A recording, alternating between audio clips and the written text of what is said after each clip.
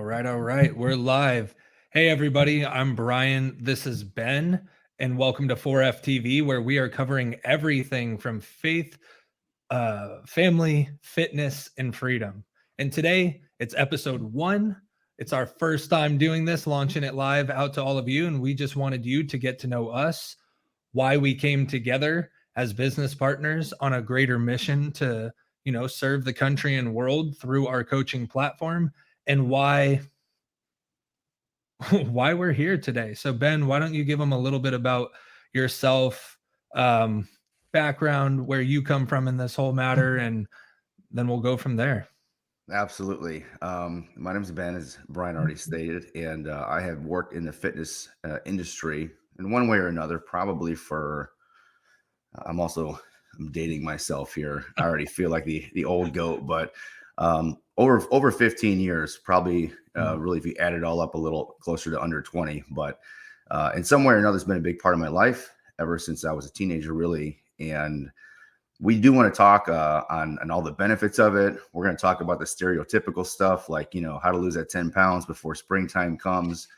But more importantly, all the elements that are much, much deeper. For me, one of the reasons why it's been a big part of my life for so long is that through life's different challenges, chapters, and unexpected things, fitness for me has always been an escape.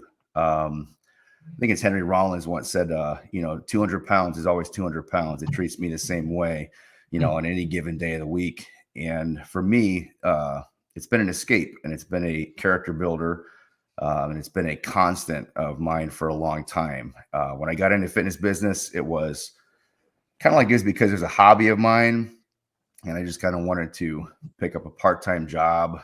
And the more time I spend in it, more people I work with on a regular basis, I realize that there's something that is transcendent, almost osmotic in its ability to be transferred from one person to another, in the same way that you can give information or impartation. The people that I've worked with that have had the biggest changes in their life and walked away from it with something that is really transformational are the people that I didn't realize I was basically just sharing with them the things that really changed my life. So it's a lot bigger, a deal and a bigger part of life than most people make it out to be.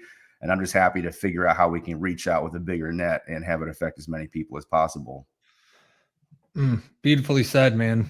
I couldn't agree more, because one thing that I want to make clear for everybody watching this, everyone under the sound of my voice, I want you to listen in real quick, because Ben and I do things differently.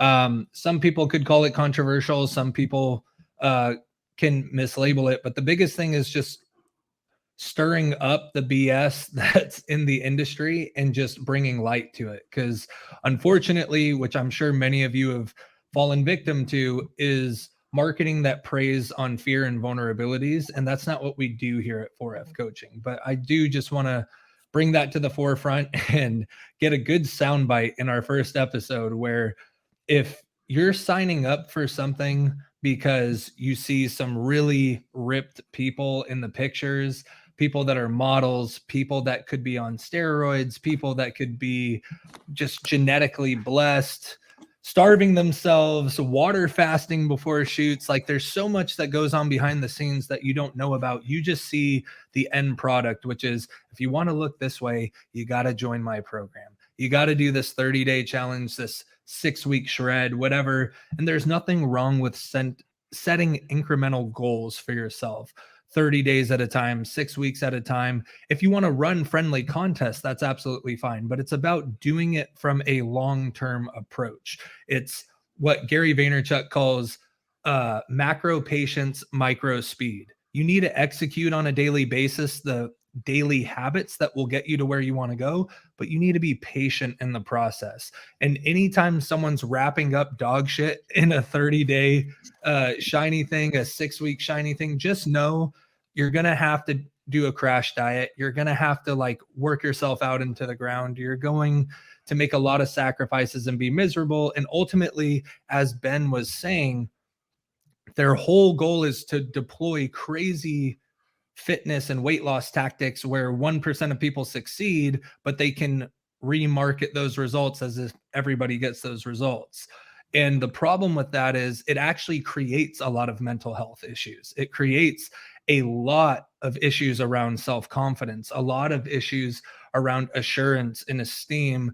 And it actually gets you to the point where the more and more of these things you try and the more and more you fail at, you kind of write yourself off as you're not good enough and you're incapable of making change. And that becomes the narrative you live your life by.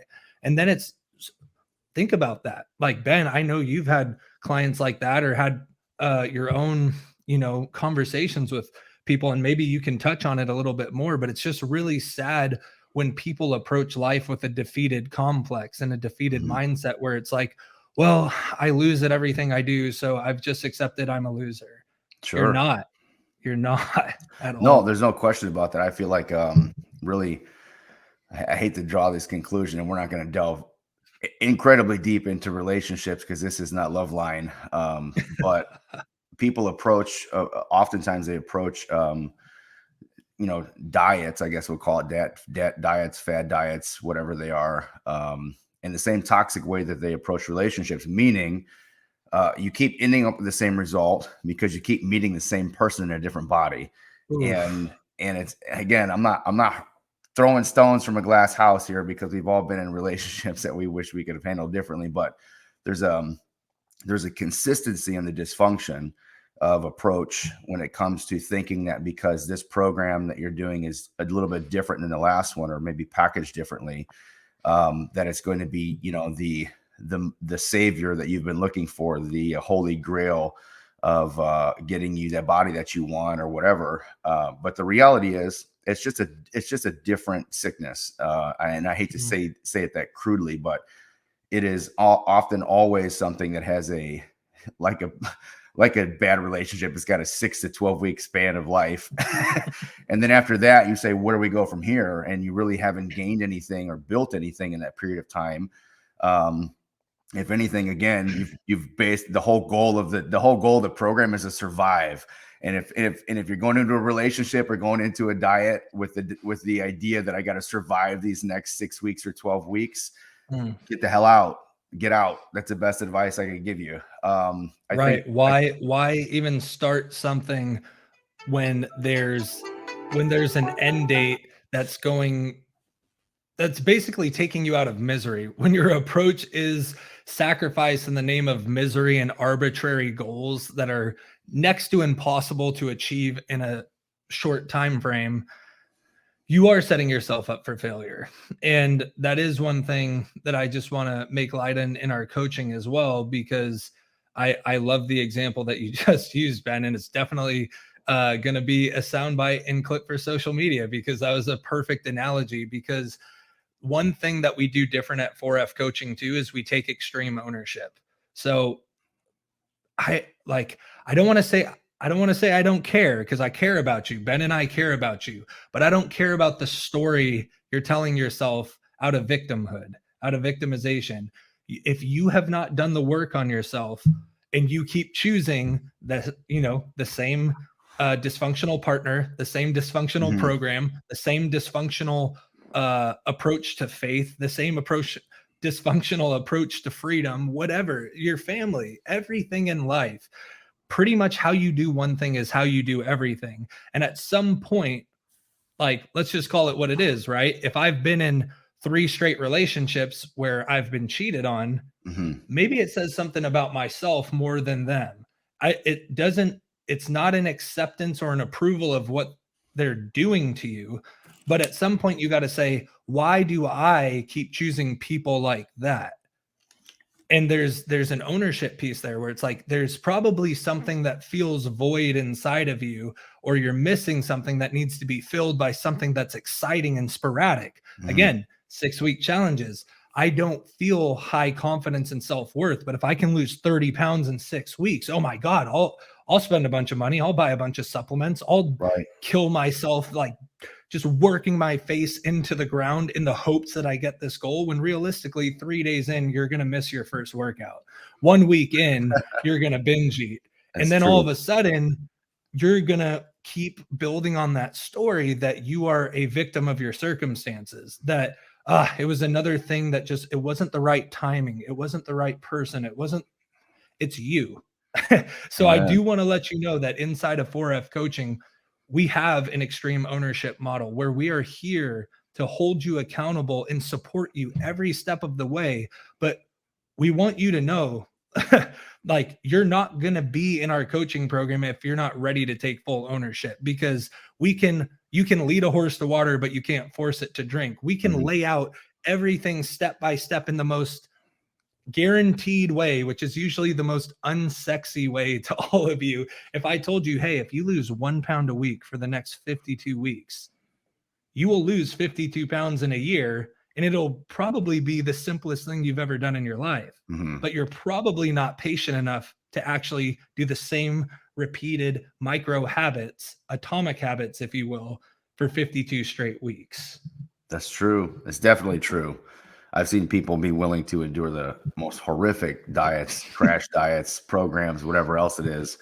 And the industry, like Brian said earlier, the industry is great at doing it. And the worst part of all is just like we talked about in the context of relationships, is the industry will gaslight the hell out of you after everything falls apart and doesn't work.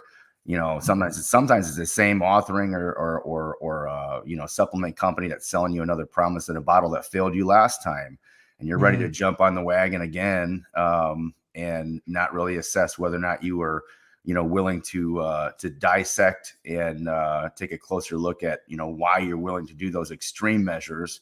And as soon as Brian said 52 weeks, like, I already know that 80% of the people that went in asking about their life changes, they lost interest as soon as the number 52 comes out, because it already sounds like it's too long, it's too ridiculous. But the truth is, if last January you agreed to the 52-week transformation, you wouldn't be trying to lose 30 by March now, if that makes sense. You got to say that one more time.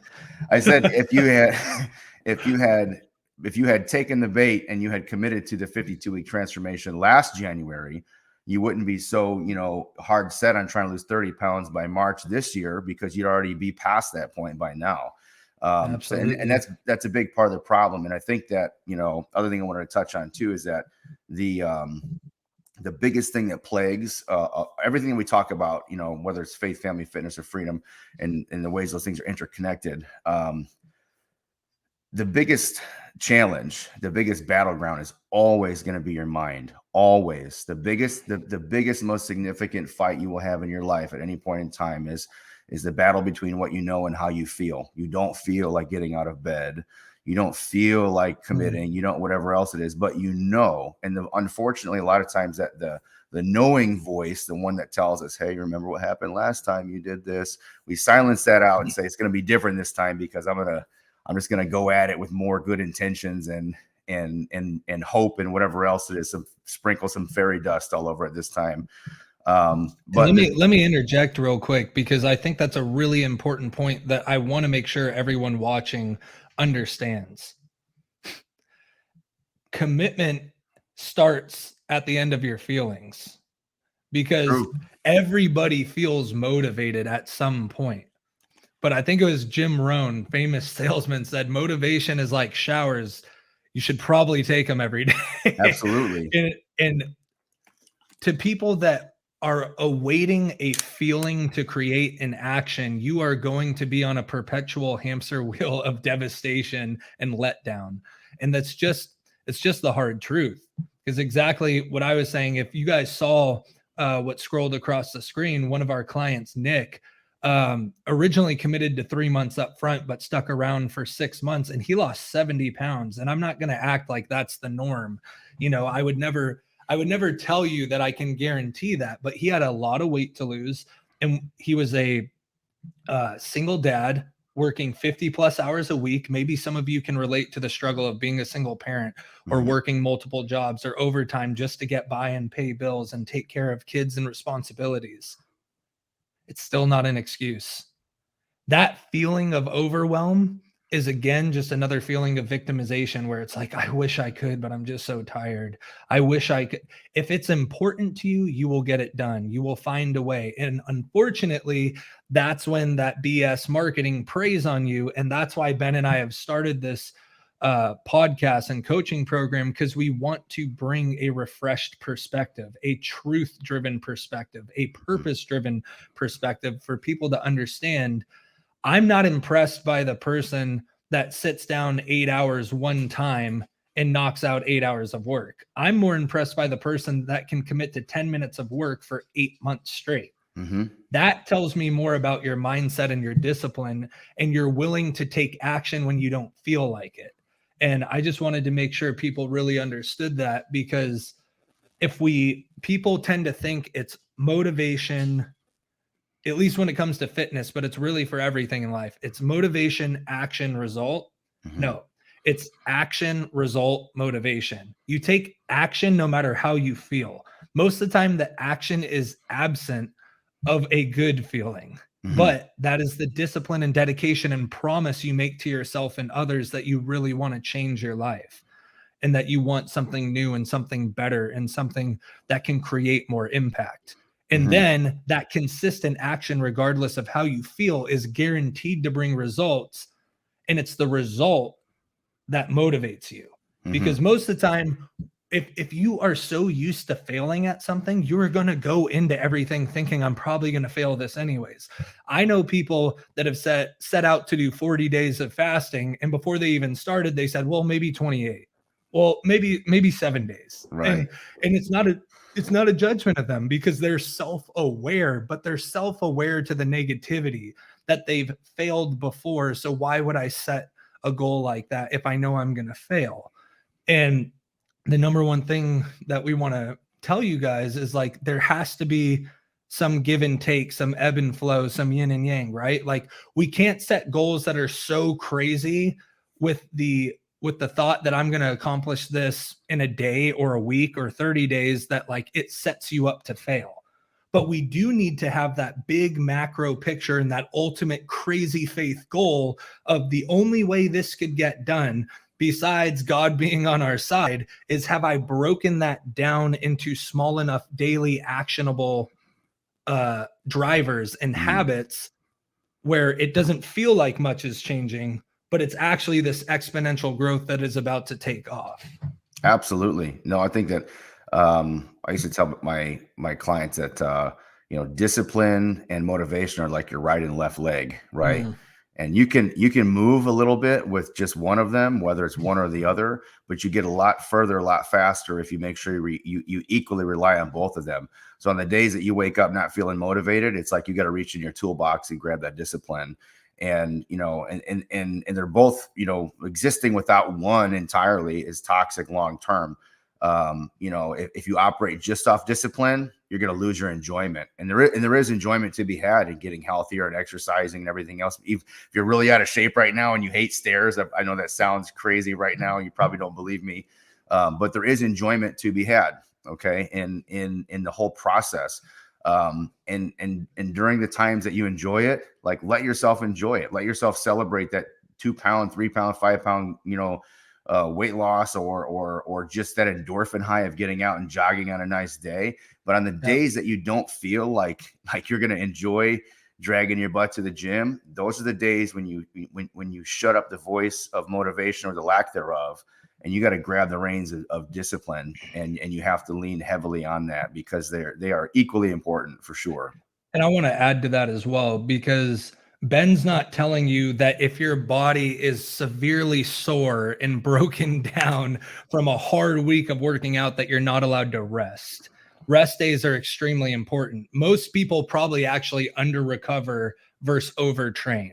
Mm-hmm. Most people, it's what you do outside of the gym, the lack of nutrition, the lack of sleep, the lack of stress management that actually prevents your mind and body from recovering properly so you can keep training. That's not what Ben is talking about. He's talking about on the days your ass needs to get up and work out, and you want to stay in bed because it's warm, it's cozy. Right. Those sheets, I got that 20,000 thread count or whatever is good. Yep. Like, there's always a reason to stay in bed. but there's also always a reason to get out of bed. It's just, For sure. what voice are you going to listen to? I heard the analogy one time, excuse me, that we have two wolves inside of us. It's basically the good and the bad, the disciplined and the undisciplined, the faithful and the faithless. You just have a choice of which one you're going to feed every day. And and I think it's extremely important to know that we're not talking about you're not allowed to have off days or rest days, because every single one of our clients actually probably has more rest days than working days, depending on where they're at in their journey. But the difference is you need to still move every single day. You may not be throwing up heavy weights, but you still could go get your 10,000 steps. You could be stretching your body for 10 or 15 minutes or doing a basic yoga flow. You could be just shooting hoops with your kids, throwing the football around, going to the beach. Like, you know the difference between, wow, I've been putting in so much work and my body's telling me I need a rest, versus I don't want to get up. So I just want to make sure that we reiterated the difference there, because it's easy to take some of our statements out of context and be like, wow, they're crazy, they don't know what they're talking about. No, right. you know exactly what we're talking about. But again, you want to paint the whole victimhood and victimization of, oh, they don't understand how hard my life is. They don't understand how late I had to stay up, how hard and long I had to work. Listen, ladies, gentlemen, we absolutely understand. And we are not diminishing anything you're going through.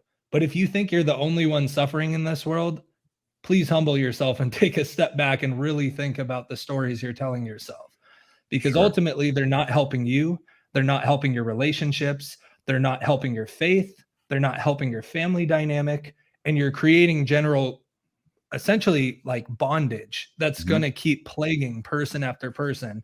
So you actually have a choice. And whether that's actually working with us in our coaching program or just taking a step in some form today after watching this, use this as your motivation to get moving.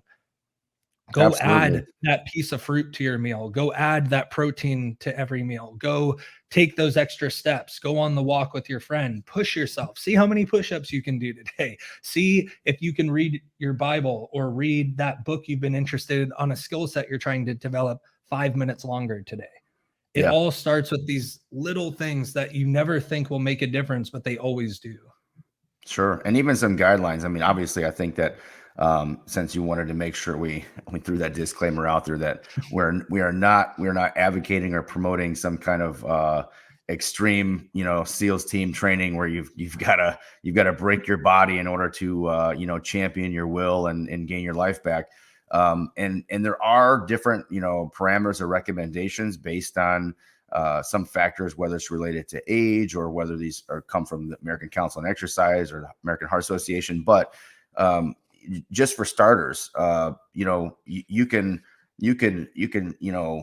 shoot for something as little as 75 to 90 minutes of vigorous exercise per week, or 150 minutes, 120 to 150 minutes of moderate intensity per week. And that might mean, different things for different people without getting into the nitty gritty, depending on your state of conditioning or deconditioning. But when you look at the time, let's say we cut that somewhere down the middle and you're doing a little mix of both. And we're looking at 110, 120 minutes or, roughly a week of your time. It's really not that much time. We're talking about a week here, not a day. And so for most of you out there, again, not to throw stones, but that means one less episode on Netflix or whatever show it is that you're watching. We just don't approach it with that level of priority or that level of simplicity, because in our mind, we have a habit as people to always be making deals in the subconscious state of our mind, and we make a lot of bad deals that way. And it's reasoning ourselves away from the stuff that we know we should do. So start off this week. I don't whatever it is, to you, whatever it is that you have access to. Don't complicate it. If you don't have a gym membership yet, you can start in your house or outside or whatever else it is. But shoot for 100 minutes a week total of activity. Make sure at least a couple of those days are done doing some kind of resistance training. And if you're not doing anything, honestly, that right there is a massive step in the right direction. Absolutely. So Ben, why don't we share a little bit more about, I feel like, um to all of you watching, we'd definitely appreciate it if you commented below. And at this point, if you wouldn't mind smashing the like button, subscribing to the channel, turning those notifications to all, because we're going to be putting out these videos and these episodes in long form every single week. We're going to release one episode a week, and then we're going to do smaller segments throughout the week as well. But any type of like and subscribe and support would be greatly appreciated. But at this point, I hope you guys are starting to see that even when we're speaking about fitness, we're not just talking about fitness. We're not just talking about, like Ben said, the 120 minutes a week is like, oh, that's so daunting. It's 4 days of 30 minutes. It's 6 days of 20 minutes. Like whatever sounds better to you. It's not that daunting because it literally is one episode of that thing on Netflix or Hulu you're watching. It's that, honestly, that it's that extra 20 or 30 minutes when you hit the snooze button in the morning to sleep a little bit longer and you still wake up groggy and tired because you actually were ready to get up and you woke yourself up out of sleep and then tried to force yourself to go back to sleep for 20 more minutes. I'm telling you, as a professional, now you're talking to me. I do that sometimes too. I'm calling myself out. There's plenty of times where, I mean, for the last few years, it's been getting up at between 5 and 5:30 every day. But I'll tell you one thing, when the alarm would go off at 5 and I would hit snooze and it would go at 5:15 and then I'd hit snooze and then it'd go 5:30 and I'm like, well, shit, I literally don't have any more time to sleep in based off of getting ready in the morning, going to work, everything else. What could I have done in those 30 minutes? I could have spent time with God. I could have been praying. I could have been reading my Bible. I could have been I could have gone for a walk. You could have done a 20-minute brisk walk to wake yourself up. I could have gone through a 10, 20, 30-minute workout where we're going full body. We're using our body weight. We're just doing some push-ups, some squats, some form of row. Like it, at the end of the day, this is one of the things I want you to think about too. And then we're going to slightly segue into some more of the mental health and spiritual health aspects of our coaching, because that is one of the biggest drivers. And I think it's the biggest differentiator between Ben and I and other coaching programs you'd be a part of. But I just want to break this down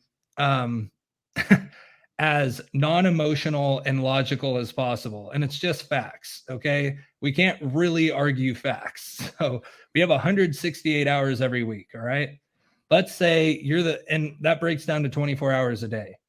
Let's say you're the awesome special person that gets great quality sleep. You sleep 8 hours a day. You go to work, which is also not every single day, but let's just say you go to work. That's also 8 hours. You still have 8 hours every day. And we're not telling you to go work out 2 hours. We're not telling you to go do triathlons and marathons and powerlifting bouts. We're just saying, can you get your butt moving for 10, 20 minutes at a time? If you're doing 30 minutes, if you're actually pushing yourself, 30 minutes is plenty for most people, especially when getting started. And if that needs to be broken up into like 2 15-minute things where it's like, hey, in the morning, I'll do 15 minutes of some type of body weight, full body stuff. And then I'll do a 15-minute walk, after dinner to make sure I'm metabolizing food better. You could do that every day and feel pretty good. But I just want to let you know, you still have 8 more hours. So let's say you want to watch your favorite, let's say food. I'll give you 2 hours to eat all of your meals and snacks. That's a pretty good amount of time. You still have 6 hours left. And on top of that, let's say you want to spend, if you're a family, 2 hours a day with your children, with your wife, with your husband, with your spouse. You still have 2 hours. Oh, but I need to catch up on Netflix and I got to chill. Okay. You could watch 2 or 3 episodes depending on how long they are, and you still have 30 minutes to an hour every single day. It's true. To work on your physical health, your mental health, your spiritual health. And again, if you have an hour, divide it equally in half. Spend 30 minutes in the Word, spend 30 minutes working out, spend 30 minutes working on that skill set that would get you the promotion at work. Spend 30 minutes reading in that book that would help you understand maybe some of the trauma you've gone through and how to work through it, and start bringing that to people in your family and say, here's things I've noticed and I want your help with this. Like, at the end of the day, these things and what we're recording on right now takes so much of our time and so much of our attention, and it's taking away from everything else. Because again, is it an emotional decision? Like, genuinely, I know there's probably a little emotion, maybe it's excitement, maybe it's relief, but like, is it really that emotional to watch Netflix? No, it's more, you've created a habit of, when I'm done, I just want to sprawl on the couch, click play, and turn my brain off. And the problem is, you may be turning your brain off from the real world, but you're still constantly stimulating yourself. You're still never actually giving yourself a chance mentally to brain dump your day, to decompress from your day. You would be so much better off. I know people that can zone out for 2 hours at a time watching a show, but they can't sit in 60 seconds of silence. You could do more in 60 seconds of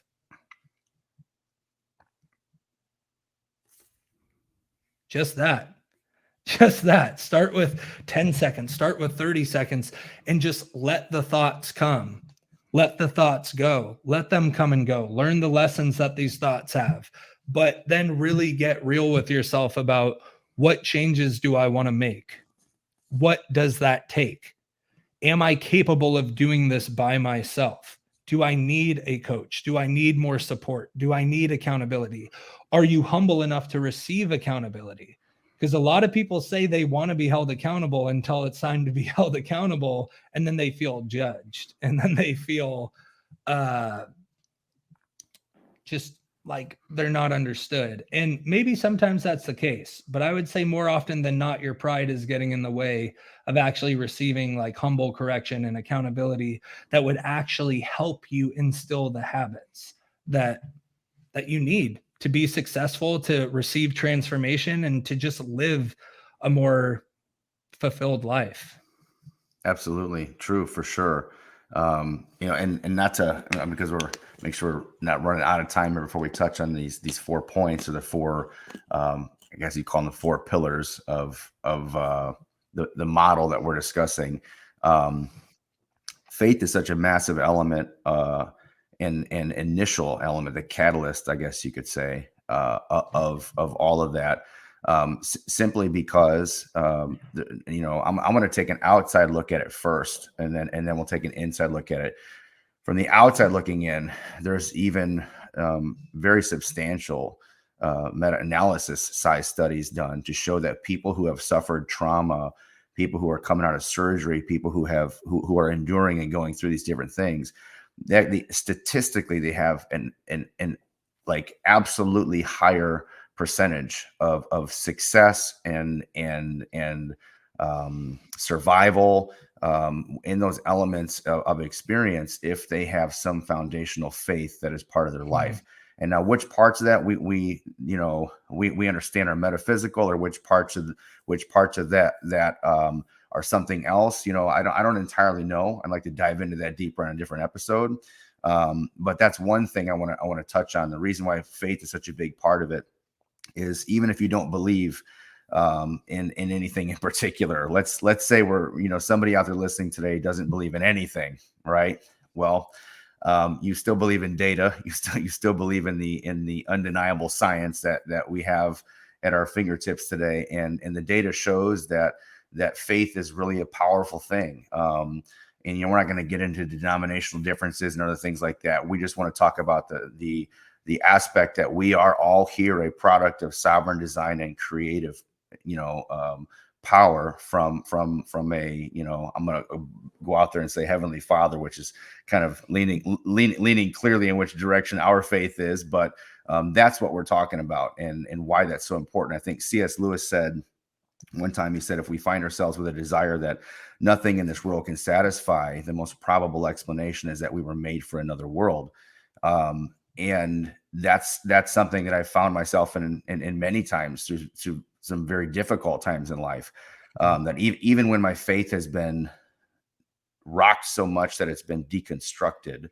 All of the questions that I find myself asking that deconstructed my faith are the same questions that in some way end up reconstructing it. Mm-hmm. And so that's just, I want to make sure we didn't get through the episode without touching on some of those things. And I also want to say too, from having this conversation with some other people that have had some very difficult experiences that I have not had, and we never want to come across as judgmental or, we're not over here preaching to anybody by any means from a soapbox. But I guess what I want to make sure we reassure to people is that it is perfectly human and it is perfectly okay for you to have doubt and have questions. I never want to make sure anything else is communicated at all. So if we ever talk about something and someone says, well, I'm not sure if I believe that, or, I got some questions, and I've talked to people that have said, I had questions about my faith or about this or about that. And I would bring them up and I would just get like lambasted or just hit with a Bible or shut down or whatever else it is. And I just want anybody who's listening to this to let you know that that's not us. That's not, that's not our angle or our approach at all. I don't know if Brian wants to touch on that, but I just want to make sure that's something we put out there first. Yeah, I'll tell you guys my personal experience, because Ben and I have gone through similar sufferings in life, and that's part of how we've honestly come closer as brothers, decided to become business partners. Not just because of suffering, because we're not trauma bonding here, and that's also something that we'll probably talk about at some point, but it's the likeness. It's the understanding that I haven't suffered alone and neither is he.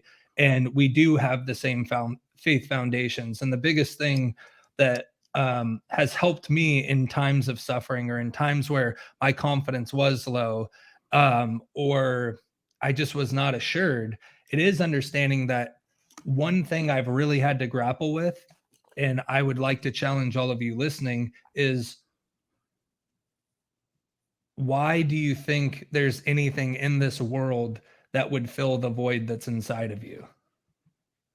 Because I sought for a long time through external validation from people, through my physical appearance, through the amount of money I made, through the level of friends I had, through the cars I've driven. I thought all these external things would fill that void that was inside of me. And it wasn't until things got completely stripped away, until, as Ben said, it's like a firm shaking of my foundation in life, and had to get stripped down to the studs to realize, man, that is why God is so important to us. Why Ben and I love Jesus, but it's good for anyone to just believe in a higher power, because ultimately, if it's up to you to understand why things happen in this crazy, messed up world, you're never going to get an answer, or you're not going to get an answer that feels good, or you're not going to get an answer that might help you move forward. And like Ben said, there's times where there's been questions that have come out of pain and suffering that have ended up being the same questions that have brought revelation to my life. And most of the time we have to get to a healed enough place, a mentally strong enough place, a spiritually strong enough place, an emotionally strong enough place to be mature enough to handle the answers or the lack of answers. Because we're not always going to get answers to everything we want, but that's where faith comes in. That's the idea that if you believe there has to be an answer to every question and there has to be a reason, you're probably going to get disappointed over and over again. And it's going to strip you down in a way where there is no hope. And ultimately, just as Ben said, I never want you guys to feel like if we talk about the faith component of our business or anything else that you're being judged, that you're not loved, because according to our faith, there's only two things that we're supposed to be practicing every day: loving him with everything and loving you like I love myself. And that is a very simple command, and it is a extremely difficult thing to do on a daily basis. Why? Because if I'm still seeking externally for something to fill an internal void, a spiritual void, something that can't be filled realistically with humans, I'm always going to put my expectations on someone else to fill a role that they've never been meant to fill. Mm-hmm. And that's what I think, even circling back to early in the conversation, That's why you fail at 6-week challenges. That's why you keep going into toxic relationships, because you're expecting this thing to be like the end all be all thing that's going to fix the pain. And because you haven't invited yourself into suffering or a higher power into suffering with you, you do it in your own strength. And most of us can't suffer that long by ourselves. It's miserable, and we got to find a way out of it, or we got to shut feelings down or shut things down, put things underneath the carpet. But that carpet keeps growing, and eventually you're not going to have any room to move in your own house, because there's going to be so much stuff thrown under the rug that it's going to be staring you in the face. And all of a sudden, instead of tackling one thing at a time as they come up, you're staring at the top of a mountain from the bottom, and you're like, I don't even know how to take the first step in this thing. And I can't even invite anyone into this space because all the space is taken up. So that might have been a little bit of a tangent. That might have been a little bit off, but I do think that's an important message to understand. All of us are going to suffer. All of us have our own things, be it personality, character traits, family history, traumas, how we cope with things that happen in our life that tell our own story. And that's also why Ben and I personalize everything in our coaching. Because why would I put the same formula to someone who's had a completely different life than the next person? Yes, there's foundational things around strength training, movement, nutrition that are all relatively the same. But for a pretty bad example, it's just like humans and apes, right? Supposedly we're 98, 99% the same, but that 1 to 2% makes a giant difference between the two of us. Same thing. There might be foundational structures in our programming and in our approach to people that is the same, because we know it works. Strength training works. It builds muscle. It burns fat. It builds bone mass, all that stuff. Having a sound nutritional diet, not crash dieting, but actually getting enough protein to help your muscles recover, enough carbs that your brain is actually operating functionally and optimally, having enough fats that your hormones aren't out of whack. All those things are important, but every single person is different, and we're never going to give you the same thing as anyone else, because the way that you look at food is different. Ben and I don't see food the same way. Ben and I don't see a lot of things the same way, but there's foundational pieces in place that we completely agree on. And that's what we do with every single person that we work with as well. There needs to be a faith component. And ideally, we'd like it to align with ours if we're going to work with you on an intimate coaching level. But if you're just following us and you're watching and tuning into 4FTV every week, just ask yourself, what is more likely? That there's something bigger than ourselves that governs all of this and does have justice and mercy and grace poured over us, because there's no way we could ever be perfect, or that you're in control of everything and everyone gets to define what their own sense of morality is. It's really hard to operate in a place where no two people think the same or can come together on anything, because their way is the only way.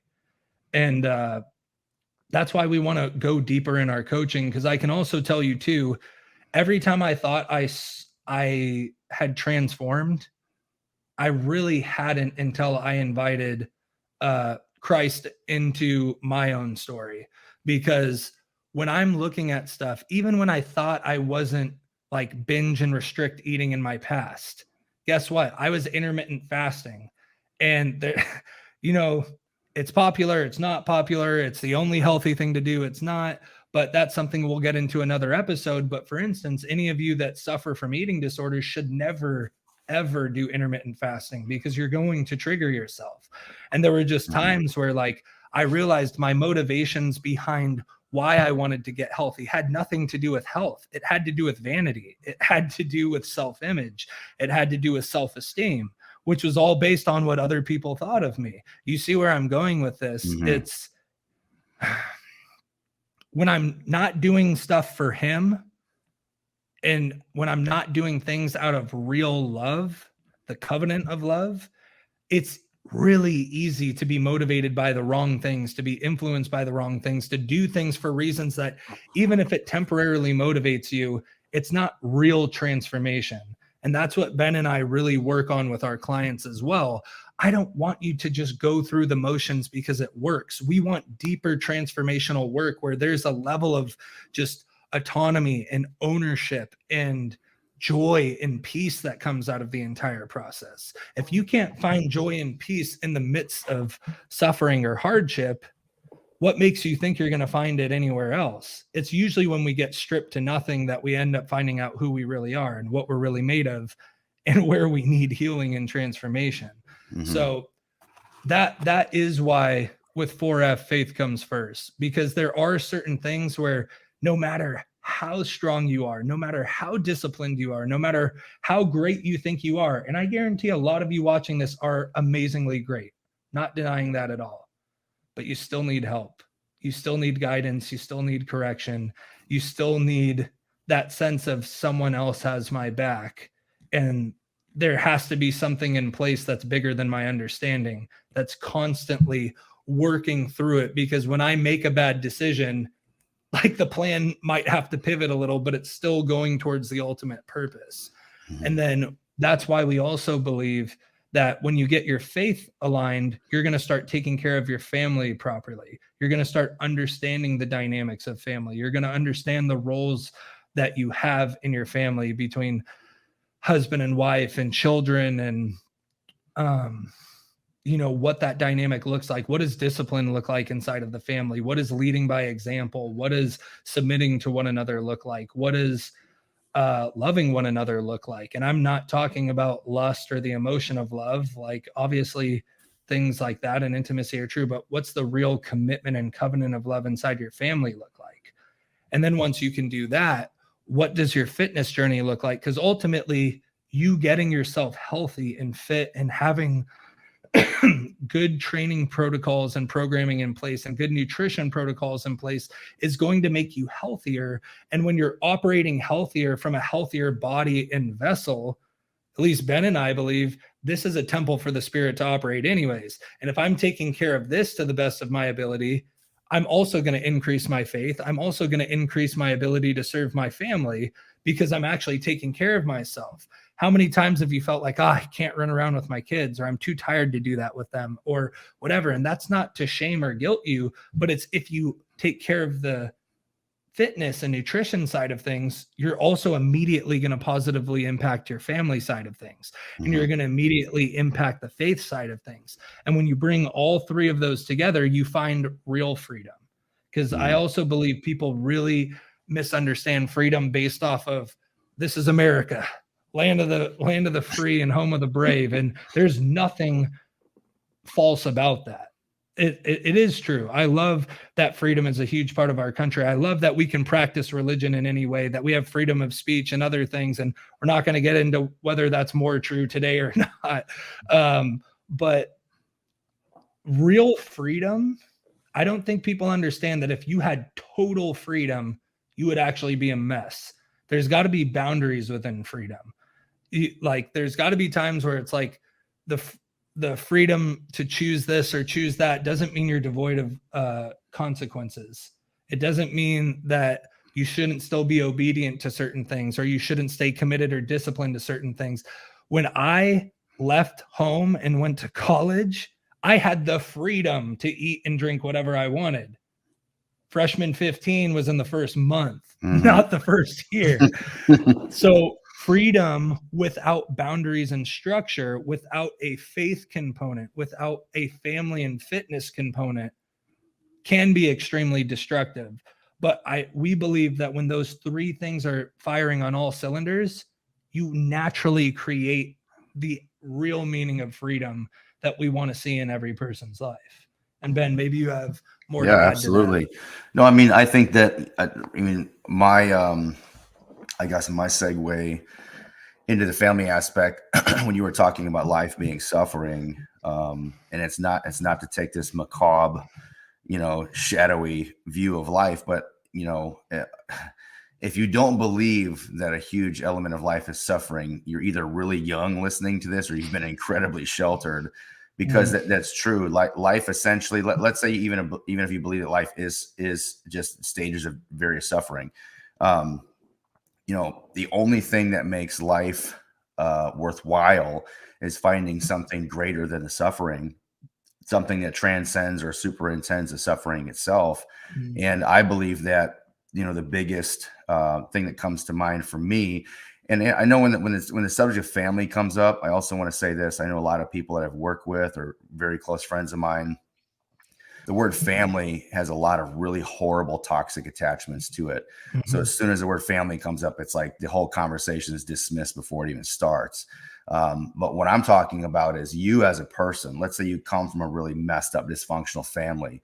You as a person, as an individual, whether you're a man or a woman, you're considering starting a family. You've already started a family. There is an onus or a responsibility on you as a part of what is the first office that was ever created. Before there was a church, before there was a community, before there was any of those things like that, the Mm. very first office that was ever started was family, and every other thing stems from that, if that makes sense. So whatever other, ambitions there are, achievements, interests, all that stuff, thinking generationally cuts to the priority of importance of family. And we've come to a point in time where we have almost completely let go of the idea of thinking generationally. There's a there's a proverb, and it's supposedly it's been kind of historically tied to various cultures and origins, but it basically says that um, a man has made at least a start on discovering the meaning of life when he plants trees under which he will never sit for shade. So Mhm. basically, meaning that when you are making decisions out of both love and sacrifice, that are going to better the next person that comes along, and particularly, your offspring or your family in some way, you've started to understand the meaning of life. And so, the idea that life is difficult, the idea that life brings challenges is true. So what do we reach for or reach through all of that has a greater meaning and significance than just the suffering that we are inevitably Mhm. going to come across at some point in time. And then, the third component, the fitness aspect of it, it really is also, I hate to say they're interrelated, but they are. I went through a period of time in my life where I was really dealing with some serious, um, you know, I'll come out and say depression. Now, some people hate to admit that they were dealing with depression because it makes them sound less spiritual or less competent. But if anything, what it did was allow me to relate more to people. Or years ago in my life, if I ever met somebody who said, I'm so depressed that if I could find something in a bottle to take the depression away, I wouldn't even ask questions. I would just take the pill. And until you've been through something that's significant enough to make you question that of yourself, then you don't Mhm. really understand. And so for me, going through a period of time in my life where, as a father per se, because I've been a dad now for 10 years. My oldest daughter just turned 10. Was it yesterday? I'm sorry, not yesterday. We celebrated yesterday, but it was a few days ago.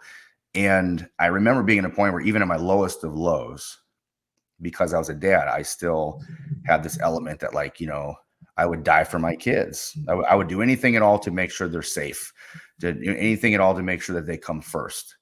But it wasn't until probably a year into this really difficult season I was dealing with, that I, kind of posed the question to myself, like, you're willing to die for your kids, but are you willing to live for your kids? Mm. And it was something that I didn't really connect the dots with, that, my job as a father is to protect, and it is to be willing to sacrifice.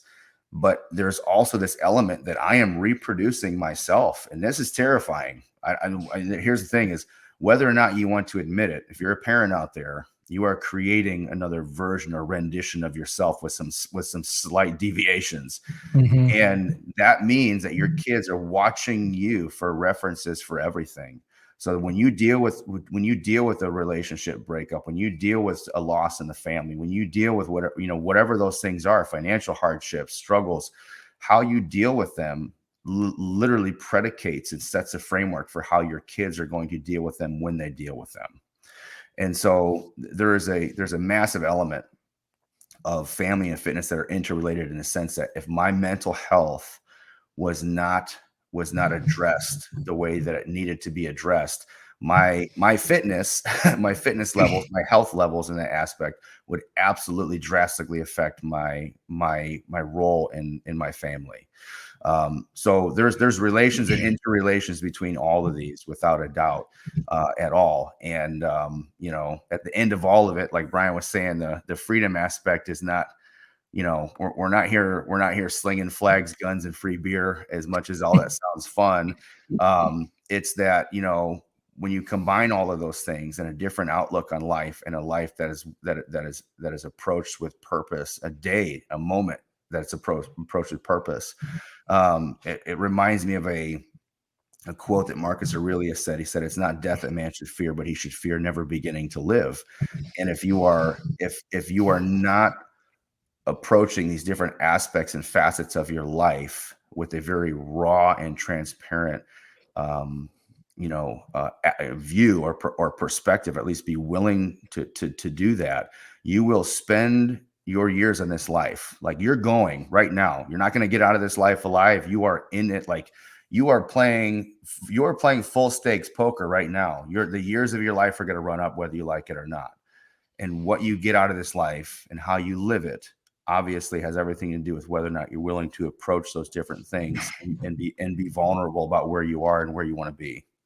And I want to add in on the family component, because it's such a tired narrative that still stays true.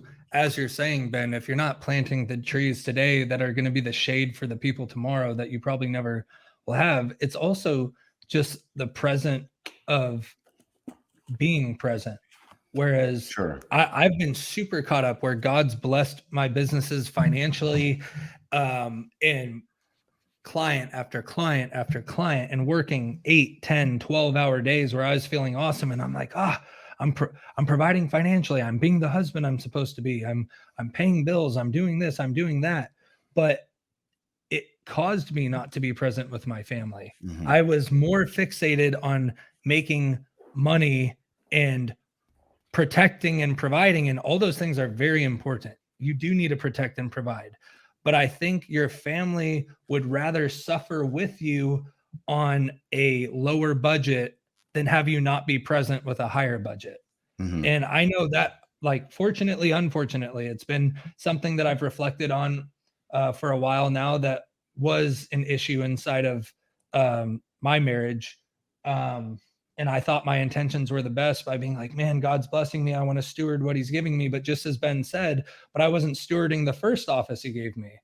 I wasn't stewarding the family. I wasn't stewarding my marriage. And we can't go out and evangelize and preach the love of God and try to build a platform like we're building right now if we're not even doing that with what we've already been given. And I just want to remind people, because there's nothing wrong with being financially successful, but don't do it at the cost of your family. Don't do it at the cost of your health.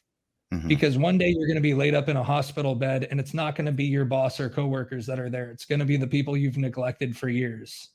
And I heard that the other day, and it hit me really hard, because I have huge goals. We both have huge goals with this business, but it's what's really at the heart of those goals. And I would like to extend that challenge to every single one of you. And maybe you want to comment below. I would love to hear anyone watching, like, what business do you run? What job do you work for? Are you married? Do you have kids? Are you single? Are you whatever? And we'd love to just interact with you and build up this community. But the big thing is just what's at the heart of it. Because greed was one of the worst spirits that had overtaken my life for a long time, because I was shown from a young age that, making money is important. Money is all that matters. Working's all that matters. This is how you provide.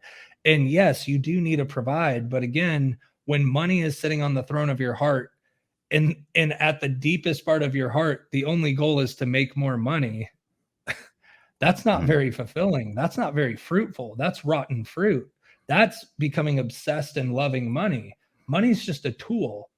Money can buy happiness or buy opportunities, but it can't buy happiness. And I don't care what any super wealthy person says. It could buy the vacation, but if you got no one to go on vacation with, Are you really that happy? Right. If you can buy the car, but no one wants to sit next to your ass on the car because they hate what you talk about, you know, like if you're so consumed with money, or if you're single, you're so consumed with having to find the perfect person, or if you're married and you're so consumed with my wife has to start being this way, or my husband has to start being this way, when you start getting consumed by material things or passing blame on other people, it's just going to create problems and it's going to fracture relationships. And Ben and I don't want to see a single family fractured if we can have any say about it or any influence in it. We want to build up people's families.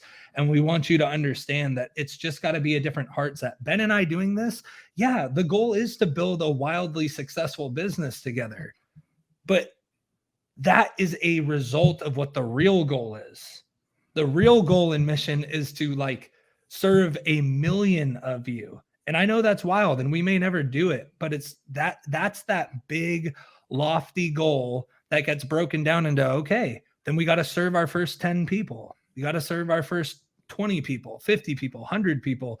But anybody that comes into our coaching programs or watches these podcast episodes or comes across any of our content, the whole goal is to just get you thinking a little bit more. It's to give you a new perspective. It's to give you a heart check.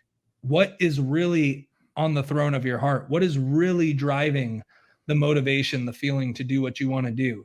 Because if it's not out of love, and we're talking like perfect love right now, if it's not out of perfect love, it's probably going to be corrupted in some way. It's going to be corrupted by trauma. It's going to be corrupted by greed. It's going to be corrupted by fear. It's going to be corrupted by, you name it, anxiety, whatever. There's so many things that just get in the way of actually doing what your purpose is. And I just believe that as we continue 4FTV and as we continue building this business, and the more people that we can help ignite their faith and their walk and really serve their family and understand, you know what, working 2 more hours tonight, this was another thing, just to give you all perspective. And again, it's not judging you. I thought it was funny and it convicted me a little bit. People that work a ton of overtime, if your boss is forcing you to, that's one thing, and that still warrants a conversation. But if you're just choosing to work a bunch of overtime because you got to get shit done, maybe you suck at time management. Maybe you don't actually know how to get a day's work done in the allotted time you've been given, so you need more time. And that means you need to buff up your skills. You need to ask for help. You need to have some accountability, because ultimately, if you're spending more time at work and just doing things to serve a master that will let you go the second you stop being of value, and the sacrifice of that is the health and well-being and love of your family, it's not worth it, man. Ed and I talk about it all the time, and he always makes time for his girls. Always. He's gonna help build a beautiful business, and it's gonna thrive, but it's never gonna come before his family. Just like this is never going to come before my family. And these are hard lessons. Just like Ben said, sometimes you have to go through the hard lessons and suffering to actually realize some of these things. And that's part of what I want these podcast episodes to be too. To any of you that catch either the spliced little pieces and segments we put out, or if you tune in every week when we start going live eventually, or watch this whole full podcast, I just hope that these can be the warning signs, the humility checks, the heart checks, or the aha moments for you that can help save one more family, that can help save one more person, that can restore relationships, that can restore families, that can destroy generational bonds and curses that have been plaguing people. I pray that whatever we do together through this business, through this podcast, that it would touch just one of you. And one way that you can help with that is, like I said, like the video, subscribe to our channel. The more content you consume from us, hopefully the more you get out of your own life, your body, your mind, your spirit, your relationships. But also comment below. Let us know what you want to hear us talk about. We have a couple episodes planned out, but we want to know, what are your most pressing questions and issues? Where does it fall on the 4F spectrum between faith, family, fitness, freedom? What is plaguing you right now? And we want to find a way to serve you and help you take control over the things you can control and release control of what you can't control. Because I think that's a huge topic for another call as well. There's control issues all over the place. But yeah, man, as we get ready to wrap this up, I'm going to let Ben have his closing thoughts as well. But I just want to leave you guys with, if this video did touch you in any type of way, please let us know. Like, subscribe, comment. If we can serve you in any way, if you need resources in any way, please reach out. We'd be happy to connect you with anything. If it ends up being our coaching, that's amazing. If it's not, we're still going to help you. Just sit down and spend some time with yourself this week. Really think about, what is it that motivates you? What is it that you want out of this life? What do you want to see? And if there's any way that we can serve you, if a video like this would help someone that's struggling in this area, why don't you share the video with them? Shoot them the link, shoot them our channel, shoot them this, and just start the conversation. Because ultimately, none of this can grow and none of this can impact people if we're not communicating in a healthy way either. Absolutely. No, I mean, everything the components or the pillars or whatever you want to refer to them as, these are structures that really, when they're put in place, they really do stand firmly against the various, storms and things in life that we encounter. And they act as banks that kind of direct the flow of this river of the life that we're in. And we need them. We need to put them in place. Sometimes when we don't know, sometimes we can be in a position in life where we don't even know that they're out of place. So if there's, like Brian said, if there's a struggle that you face, we want to help you find the courage to face it if you've been avoiding it. If there's a bondage that you have, kind of been living under, under the weight of, we want to help lift it in whatever way that we can. We encounter things every day that frame our way of thinking. And as a man thinketh, he is, essentially. And we don't even realize how much of our reality is concocted of our own combinations of ill reasoning, traumas, and poor understanding. So on this journey, of life, our goal is to help expose the things that have been, dragging us down, whether it's me and Brian, or if you guys have, ever want to, comment, you can. And you also can comment anonymously. If there's something you really want to share out there, we want you to know that we are not going to just, throw you under the bus or throw you out in the public eye. But if there's anything dragging you down like that, or whatever else it is that one thing to remember, and I want to say this too, every single time I was dealing with something and I felt alone or felt singled out by it, it was always something that somebody else I know was dealing with. And it's kind of a matter of who's going to admit it first. And so we want to speak life to whatever draws us toward the best version of ourselves. What is life? What is life if we don't leave it, with every drop squeezed out of it as the best version of ourselves possible? And that's really all I have to say. That's what we're here for.